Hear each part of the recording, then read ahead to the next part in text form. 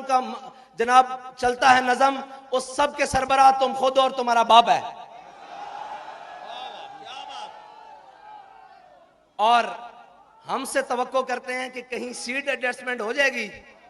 मैंने कहा आपके लिए हमने सिर्फ लिटर एडजस्टमेंट रखी हुई है।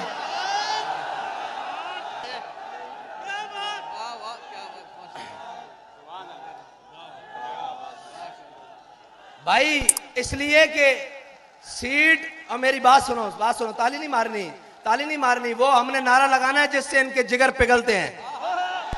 नारा हमने वो लगाना है।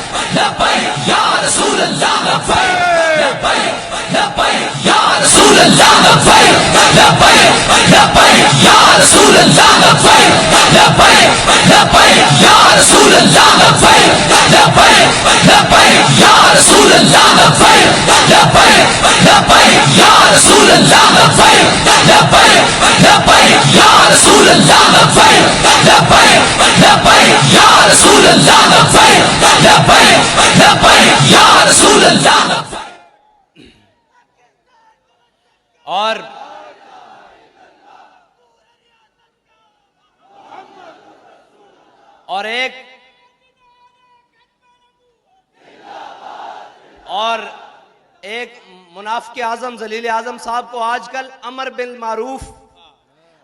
मारूफ आई हुई है। और मैंने कहा भाई अमर बिल मारूफ जिनके नामे नामी से नेकी बनी है ना, पहले उनकी इज्जत की तो बात करो।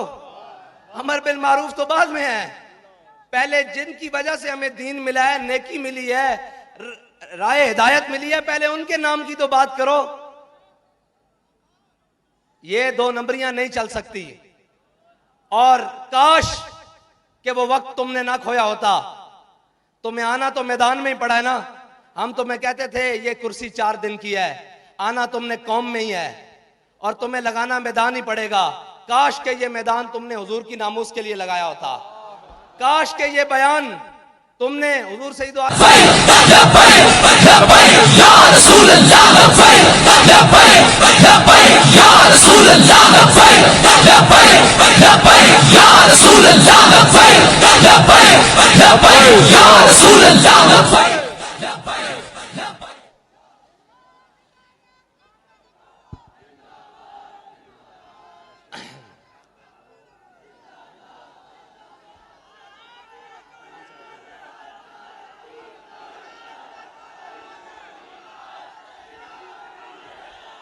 और जो बड़े पढ़ी लिखी हुकूमत लेकर आए और बड़े समझदार लोग लेकर आए कि ये मुल्क को संभालेंगे, उन पढ़े लिखों ने पाकिस्तान का हाल ये किया कि पहले पाकिस्तान सिक्योरिटी रिस्क पर था, इसको सरहदी खतरात थे, अब ये माशी रिस्क पर है। ये पढ़े लिखों ने हाल किया है पाकिस्तान का। और ये समझते हैं कि तहरीक लब्बैक वाले ऐसे ही उठकर आ गए हैं, इनको मैशत का क्या पता हो। मैंने कहा हमें सिर्फ वक्त और वो वक्त भी दूर नहीं है इंशाल्लाह।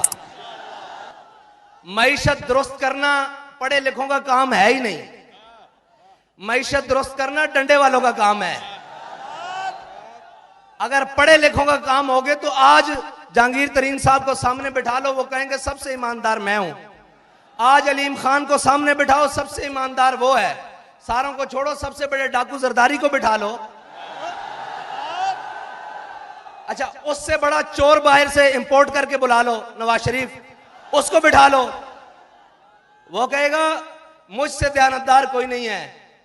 कौम का पैसा वापस लाने के लिए तुमने क्या क्या ढोंग किए, लेकिन तुम्हारी नीयत ठीक नहीं थी। अगर नीयत सही हो तो हमारे बाबा जी फरमाते थे, हजरत उमर बिन अब्दुल अजीज सिर्फ मस्जिद से सल के घर तक गए थे तो आधा इस्लाम नाफिज हो चुका था।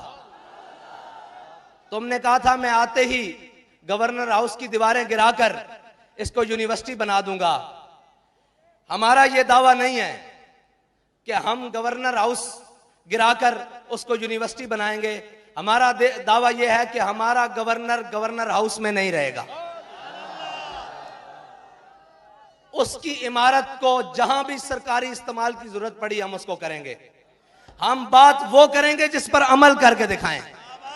हम कौम को वो सबज बाग नहीं दिखाएंगे जो दिखाकर हमें यू टर्न लेने पड़े और झले सीता हथकड़ियां पा के फांसी वाली चक्की जाके यू टर्न नहीं लिया। साढ़े बाबा जी ने सानू यू टर्न सिखाया ही नहीं। हमारे बाबा जी ने हमें एक ही बात सिखाई है, कोई यार दी गल सुना मुल्ला, ना लंबे पेंडे पा मुल्ला, ना इल्मा विच। ये जो जमा तफरीक की सियासत, ये जो मईशत का अदम इर्तिकाज है, ये सारी चीजें अगर कोई खत्म कर सकता है तो वो तहरीक लब्बैक या रसूलुल्लाह कर सकती है। क्योंकि ना हमारे किचन किसी ब्लैक लिस्ट और ब्लैकिए के पैसों से चलते हैं, ना हमारी गाड़ियों में पेट्रोल किसी 2 नंबर चीनी बेचने वाले के पैसों से आता है, ना हम इस मुल्क को खाने वालों के हेलीकॉप्टरों में सैर करते हैं।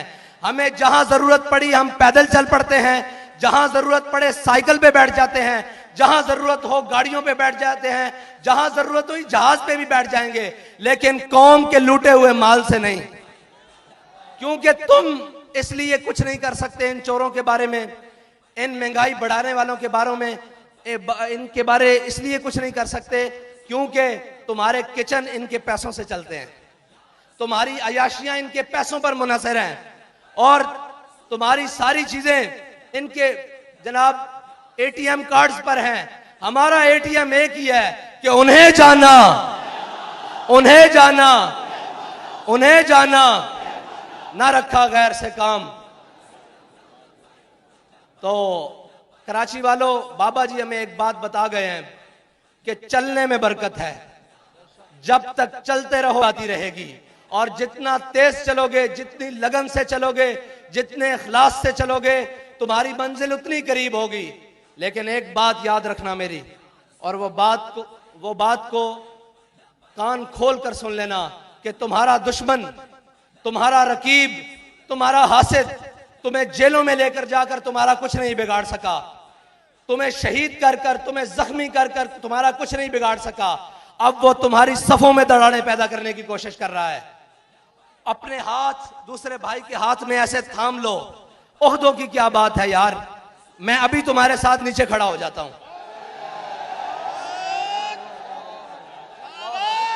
इन चीजों की कोई हैसियत नहीं। बाबा जी हमारी आंख में सोना और मट्टी बराबर करके गए हैं। हम सब की मंजिल वो है कि हमने हुजूर के दीन को तख्त पर लाना है, और उसके लिए हमने आपस में जो अपने भाई हैं उनके बाजू पकड़ के रखने हैं और नहीं जाना इस तरफ। यार मैनू कोई ऊंची गल हो, मुझे कोई ऊंची बात हो भी गई है, शान में कोई गुस्ताखी हो भी गई है तो क्या बात, तू ये तो देख कि जब तेरे नबी के बारे में गुस्ताखी हुई तो ये तो बंदा मैदान अमल में था या नहीं। कुछ नहीं होता ये चार। अब दुश्मन की आखिरी ज़रब है, वो आपकी सफों को तोड़ना चाहता है, लेकिन आप अपनी सफें ज्यादा मजबूत करके उसको ये पैगाम दे दें कि मर जाएंगे जालिम। अब आपका पैगाम अपने आप को मुत्तहिद करना, और गली गली में जाओ, कूचे कूचे में जाओ, नगर नगर में जाओ, हर दरवाजा खटकाओ, उन्हें बताओ कि उम्मत के असल वारिस आ गए हैं, कौम के हकीकी तर्जुमान आ गए हैं, पाकिस्तान को अपनी मंजिल के तक पहुंचाने वाले वो लोग हुजूर के गुलाम आ गए हैं, जिनको ना इक्तदार की लालच है, ना जनाब पैसे की हवस है। उनको अगर किसी मकसद की लालच है वो ये है कि ये उम्मत हुजूर सैयद आलम सल्लल्लाहु अलैहि वसल्लम के दामन से वाबस्ता होकर खुशहाल हो जाए, और हम सब की निजात हुजूर सैयद आलम सल्लल्लाहु अलैहि वसल्लम के दीन के साथ और उनके निज़ाम से वाबस्ता रहने की है। इंशाअल्लाह ये जो महंगाई हुई है ना, इसमें कौम का भी एक कसूर है। आखिरी बात कर रहा हूं कि आप कह रहे थे तब्दीली आले नु आजमा लियो, थोड़ा जा आजमा लिये, अगर कोई मजीद कसर है तो फिर आजमा लो। है अब इन सब चोरों डाकुओं से जान छुड़ाओ और हुजूर सैयद आलम सल्लल्लाहु अलैहि वसल्लम के दीन को तख्त पर लाने की मेहनत करो, सुबह शाम मेहनत करो, और इस तरह निकलो कि तुम्हें किसी की झिझक नहीं होनी चाहिए, किसी की शर्म नहीं होनी चाहिए। वो पूरा सिंध लूट कर अगर महंगाई मार्च कर सकता है, आजादी मार्च कर सकता है, तो हम तो वो हैं कि जिनके दामन पर ना करप्शन का दाग है, ना गद्दारी का दाग है, ना बैरूनी मुल्क से बैरून पैसा भेजने का दाग है, ना लिसानी दाग है, ना कौमियत का दाग है। हमने तो नारा ही वो लगाया है जो पूरी उम्मत का नारा है कि मन सब्बा नबीजन, मन सब्बा नबीजन। वाखिर दावाना अल्हम्दुलिल्लाहि रब्बिल आलमीन। दिल की गहराइयों से दुआ फरमाएं सैयदुल शुहदा हजरत हमजा हुजूर गौसे पाक के सदके रब्बुल आलमीन हमें हमेशा हमेशा हमारे अमीर मोहतरम को फतह का झंडा अता फरमाए।